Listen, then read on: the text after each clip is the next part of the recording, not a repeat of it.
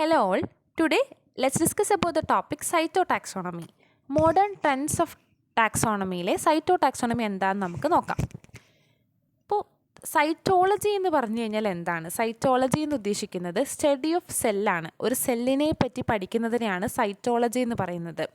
ഈ സൈറ്റോളജി ഒരുപാട് contributions taxonomic കൊടുക്കുന്നുണ്ട്. ടാക്സോണമിയിൽ നമ്മളൊരു എനിമൽസിനെ ക്ലാസിഫൈ ചെയ്യുമ്പോൾ അല്ലെങ്കിൽ പ്ലാന്റ്സിനെ ക്ലാസിഫിക്കേഷൻ ചെയ്യുമ്പോൾ ഒരുപാട് ടാക്സോണമിക്കൽ പ്രോബ്ലംസിനെ സോൾവ് ചെയ്യാനായിട്ട് ഈ ഒരു സൈറ്റോളജി ഹെൽപ്പ് ചെയ്യുന്നുണ്ട്. സ്പെസിഫിക്കലി സൈറ്റോളജി എന്ന് പറയുന്നത് സെല്ലിനെ പറ്റി പഠിക്കുന്ന സ്റ്റഡിയാണ്, സ്റ്റഡി ഓഫ് സെല്ലാണ്. കുറച്ചും കൂടി അപ്രോപ്രിയേറ്റ് ആയിട്ട് നമ്മൾ കാരിയോളജി എന്താണെന്ന് പറയാന്നുണ്ടെങ്കിൽ, കാരിയോളജി എന്ന് ഉദ്ദേശിക്കുന്നത് സ്റ്റഡി ഓഫ് ക്രോമസോമാണ്. ക്രോമസോമിനെ പറ്റി പഠിക്കുന്നതിനെയാണ് കാരിയോളജി എന്ന് വിളിക്കുന്നത്. സെല്ലിൻ്റെ ഉള്ളിലാണ് ക്രോമസോം എക്സിസ്റ്റ് ചെയ്യുന്നത്. അതുകൊണ്ട് തന്നെ കാരിയോളജിയും ടാക്സോണമിയിൽ കോൺട്രിബ്യൂഷൻസ് കൊടുക്കുന്നുണ്ട്. ഇപ്പോൾ ഒരു ക്രോമസോമിൻ്റെ ഫീനോടൈപ്പിക് ആയിട്ടുള്ള എക്സ്പ്രഷൻ, ഫീനോടൈപ്പിക് ആയിട്ടുള്ള അപ്പിയറൻസിന് നമുക്ക് എന്ത് വിളിക്കാം? കാരിയോടൈപ്പ് എന്ന് വിളിക്കാം. എന്നാൽ ഡയഗ്രമാറ്റിക് ആയിട്ടുള്ള റെപ്രസെൻറ്റേഷൻ ഓഫ് കാരിയോടൈപ്പ്, ഈ ഒരു ഫിനോടൈപ്പിക്കലായിട്ടുള്ള അപ്പിയറൻസിൻ്റെ ഡയഗ്രമാറ്റിക് ആയിട്ടുള്ള റെപ്രസെൻറ്റേഷനെയാണ് നമ്മൾ ഇഡിയോഗ്രാം എന്ന് വിളിക്കുന്നത്. അപ്പോൾ ഈ ഒരു ഫിഗറിൽ ലെഫ്റ്റിൽ കൊടുത്തിരിക്കുന്നതാണ് ഇഡിയോഗ്രാം എന്ന് പറയുന്നത്. ഇതൊരു ഇഡിയോഗ്രാമാണ്, ഡയഗ്രമാറ്റിക്കലി റെപ്രസെൻറ്റ് ചെയ്യുന്നു. ഇതൊരു കാരിയോഗ്രാമാണ്, ഒരു ഫിനോടൈപ്പിക്കൽ ആയിട്ടുള്ള അപ്പിയറൻസ് ആണ് നമ്മളിവിടെ റെപ്രസെൻറ്റ് ചെയ്യുന്നത്. അപ്പോൾ സൈറ്റോ ടാക്സോണമി എന്ന് പറയുന്നത് ഒരുപാട് ടാക്സോണമിക്കലായിട്ടുള്ള പ്രോബ്ലംസ് സോൾവ് ചെയ്യാനായിട്ട് യൂസ് ചെയ്യുന്നുണ്ട്. ഈ സൈറ്റോ ടാക്സോണമിയിൽ വരുന്ന കാര്യങ്ങൾ എന്തൊക്കെയാണെന്ന് നമുക്ക് നോക്കാം. ഇപ്പോൾ ഒരു ക്രോമസോമിനെ പറ്റിയിട്ടാണ് കൂടുതൽ നമ്മളിതിൽ പഠിക്കുന്നത്. ഒരു സെല്ലിൻ്റെ ഉള്ളിലാണ് എന്തുള്ളത്? ന്യൂക്ലിയസ് എക്സിസ്റ്റ് ചെയ്യുന്നത്. സെല്ലിൻ്റെ ന്യൂക്ലിയസിൻ്റെ ഉള്ളിലാണ് ക്രോമസോംസ് കാണാൻ പറ്റുക. ഈ ക്രോമസോം എന്ന് പറഞ്ഞിട്ടുള്ളത് എന്താണ്? ക്രോമസോമിനെ നമ്മൾ കുറച്ചും കൂടി സൂം ചെയ്ത് നോക്കുകയാണെന്നുണ്ടെങ്കിൽ ക്രോമസോംസ് എന്ന് പറയുന്നത് കോമ്പാക്റ്റ് ഫോം ഓഫ് DNA ആണ്. നമ്മുടെ DNA കോമ്പാക്റ്റഡ് ഫോമിലേക്ക് ചുരുട്ടി മടക്കി വെക്കുന്ന ഒരു സ്ട്രക്ചറാണ് ഒരു ക്രോമസോമായിട്ട് ആക്ട് ചെയ്യുന്നത്.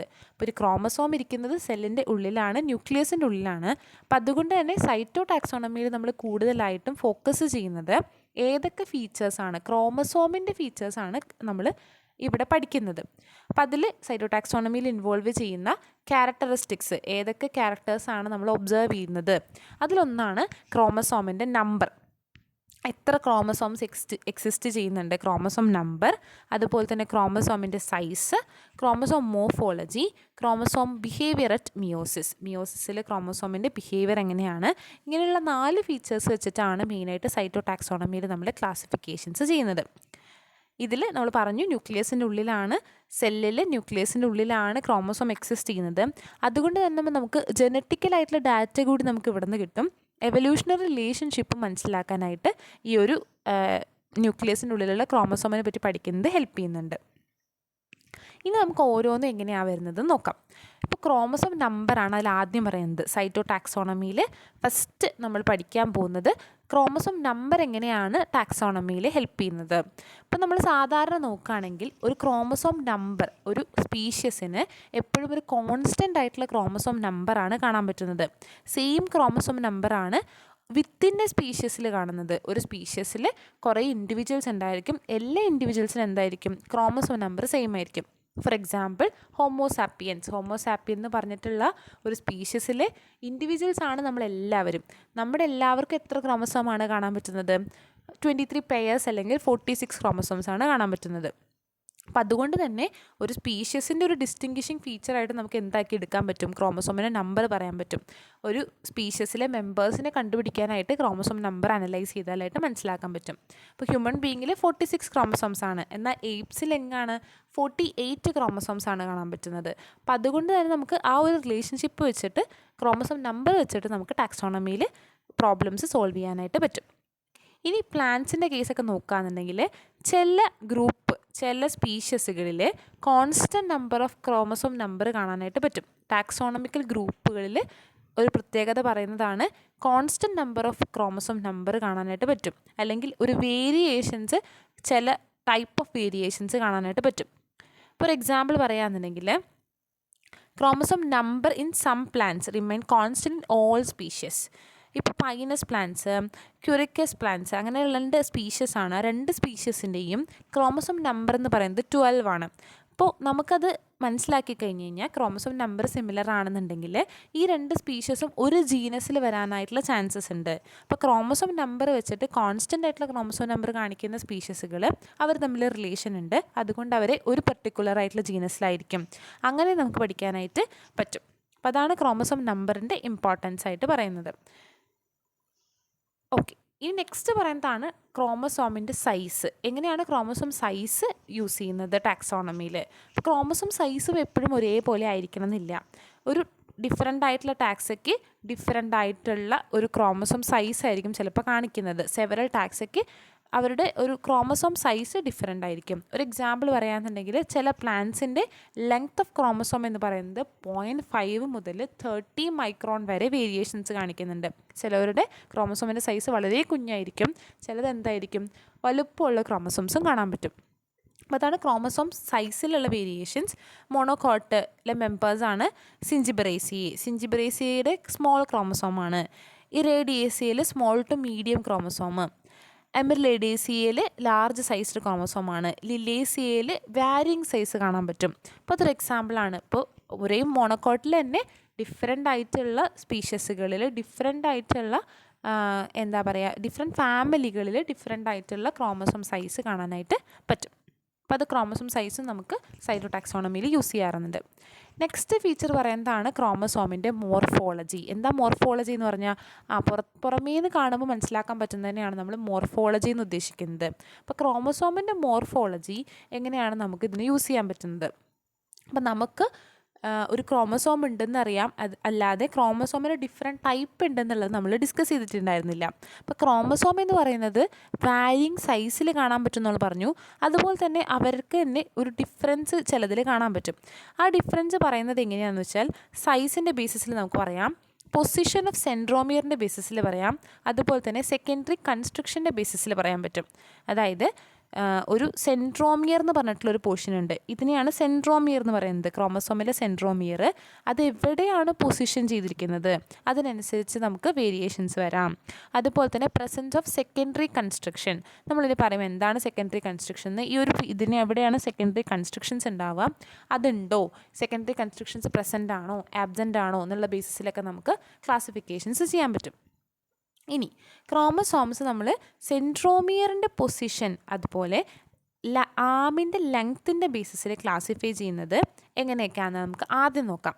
ഫസ്റ്റ് കേസ് നമ്മൾ നോക്കുന്നത് ഇപ്പോൾ ഇതാണ് സെൻട്രോമിയർ എന്ന് പറഞ്ഞു.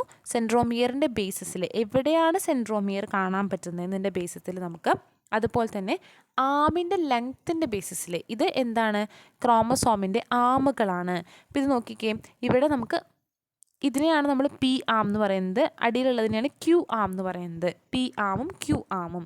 ലെങ്ത്ത് കൂടുതലുള്ള ആമിനെയാണ് ക്യൂ ആം എന്ന് വിളിക്കുന്നത്. അപ്പോൾ നമുക്ക് എങ്ങനെയൊക്കെയാണ് ഡിഫറെൻ്റ് ആയിട്ടുള്ള ക്രോമസോംസിന് പറയാൻ പറ്റുക? Metacentric chromosome. മെറ്റാസെൻട്രിക് ക്രോമസോം എന്ന് പറഞ്ഞു കഴിഞ്ഞാൽ ക്രോമസോം എവിടെ കാണാൻ പറ്റുക? മിഡിലിൽ കാണാൻ പറ്റും. ഇപ്പോൾ ഈ ഒരു ഫിഗറിൽ ഇതൊരു മെറ്റാസെൻട്രിക് ക്രോമസോമാണ്. ഇതിൻ്റെ സെൻട്രോമിയർ എവിടെയാണ് കാണുന്നത്? ക്രോമസോമിൻ്റെ മിഡിൽ പാർട്ടിലാണ് കാണുന്നത്. രണ്ടാമത് പറയുന്നത് സബ് മെറ്റാസെൻട്രിക് ക്രോമസോം.